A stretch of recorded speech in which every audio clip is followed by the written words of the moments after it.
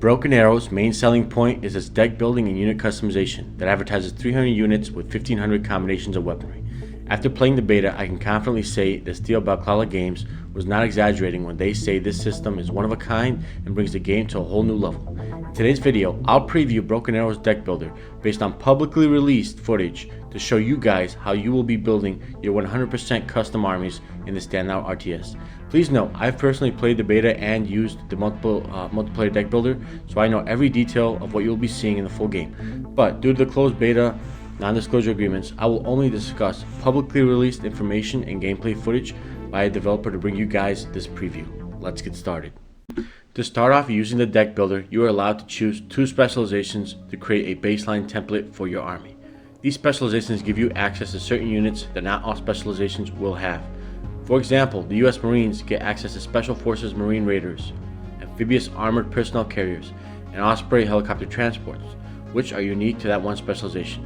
In this developer release video, he chooses Marine and Airborne as his army specialization. You can see that the unit selection is dictated by that choice, as the developer has access to Navy SEALs, Marine Infantry, and the now famous HIMARS launcher from his Marine specialization. From the Airborne specialization, the developer can deploy Ranger Recon teams, Javelin anti-tank squads, and even the famous AC-130 gunship. The deck builder also allows you to customize the unique units you get, and this is where the fun really begins. In this example, the developer is choosing the armament on his ATV and has the option for the standard M250 cal, Mark 19 grenade launcher, and even a 30mm chain gun, which is overkill for an ATV. The LAV in the next example is tricked out with slat armor to make it more resistant to anti-tank weapons and act more like an IFV. For God's sakes, the developer is even pimping out his HIMARS launcher with armor and a 50 cal just because he can. The customizations can completely change the unit's role, as you see the ATV is converted from a troop transport to an IFV with a chain gun. Cool units can also be made with this add-on system, like the LAV with the Gatling gun that we saw in the demo, and helicopters with anti-air missiles to be used as AA platforms. Keeping tabs on which add-on does what for each unit is crucial to creating a strong and balanced army that can take on any threat that comes your way. Units and upgrades in Broken Arrow are balanced differently from traditional RTSs, as instead of nerfing stats, Broken Arrow uses the price of both the unit and the upgrade to limit how many stronger units you deploy. The base unit with no add-on commands a price based on its capability, but then can be equipped with more advanced weaponry or armor, which adds more to its cost, based on the add-on's effectiveness in combat.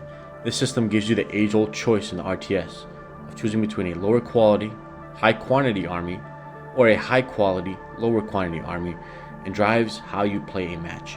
You can choose to create a Soviet-style rush army with cheap tanks and armored IFVs to overwhelm your opponent with sheer numbers. You can also have the option to choose a quality US army with the latest M1A2 tanks, attack helicopters, and aircraft to counter the Soviet rush army and use more skill in your gameplay. The choice you make dictates how you will play and is also dependent on your level of skill. Also, unlike other RTSs like Warno, Broken Arrow also forces you to balance your army between the 6 major categories of units: Recon, Infantry, Vehicle, Support, Helicopter, and Airplane. Each category will have a set number of points. For example, 2,000 points allocated to Infantry out of the 10,000 points total the player has. This creates a cap on how much of one unit type the player can deploy to prevent them from spamming things like tanks and infantry to win the match. The split also forces the player to create a combined arms army and use combinations of units to win instead of exploiting one unit. This makes combat more satisfying and tactical, as players have to combine infantry, tanks, and aircraft to win the match.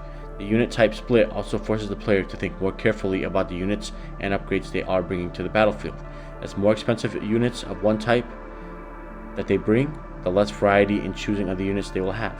For example, if you bring an expensive T-14 Armada, you will have less points to spend on the T-72s, T-90s, and T-80s. How you manage these decisions will shape how your army is created and creates balance within the gameplay.